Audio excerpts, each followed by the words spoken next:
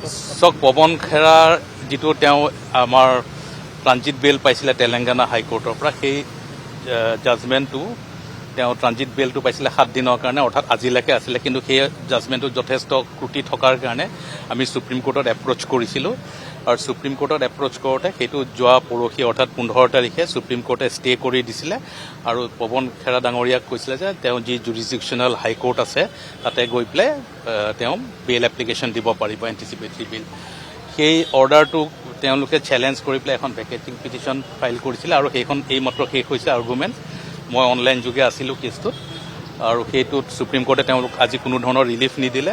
পৱন খেৰাৰ যিখন ভেকেটিং পিটিশ্যন সেইখনো সুপ্ৰিম কোৰ্টে আজি সেইখন খাৰিজ কৰিছে, আৰু তেওঁক গুৱাহাটী উচ্চ ন্যায়ালয় বা অসমত থকা টেৰিটৰিয়েল জুৰিছডিকশ্যন থকা ছেছনছ কোৰ্টত এপ্লাই কৰিবলৈ নিৰ্দেশ দিছে।